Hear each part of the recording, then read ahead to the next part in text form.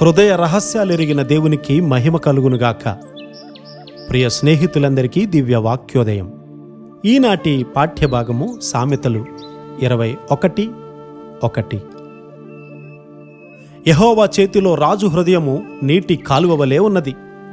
ఆయన తన చిత్తవృత్తి చొప్పున దానిని త్రిప్పును. దానియేలు గారి జీవితంలో ఈ సత్యము కార్యసిద్ధి పొందడం చూస్తాము.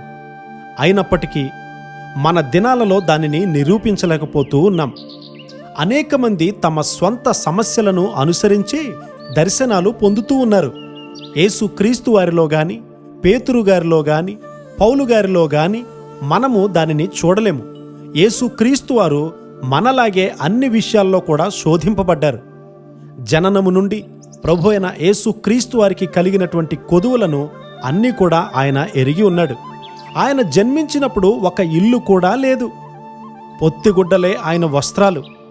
రాజు ఉగ్రత నుండి తప్పించుకోవడానికి మధ్యరాత్రిలో మరొక దేశానికి పారిపోయే సంఘటన మనలో ఎవరికైనా సంభవించిందా?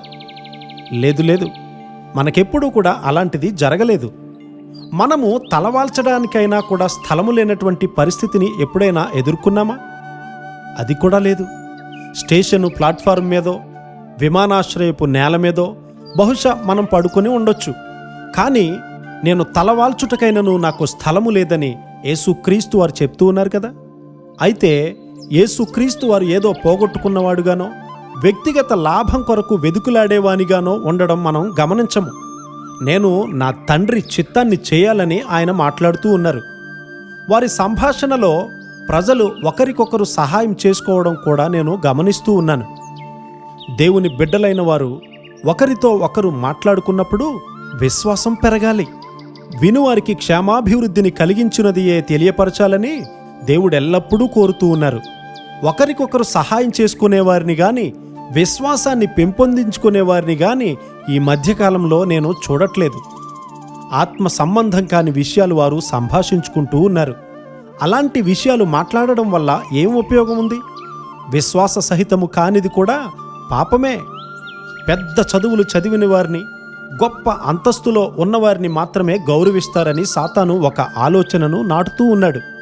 అది దుష్టమైనటువంటి తలంపు, కుతంత్రమైన తలంపు.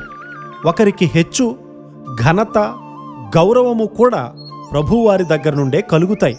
దానిని ఎప్పుడు కూడా నీవు మర్చిపోవద్దు. ప్రభువారి నుండే ఆశీర్వాదమైన, పదోన్నతి అయినా కూడా లభిస్తుంది. దేవునితో నీవు నడవలేకపోతే పరలోకంలో నీకు గౌరవం ఉండదు. భూమి మీద ఉన్నటువంటి ప్రజల మధ్య కూడా గౌరవము ఉండదు.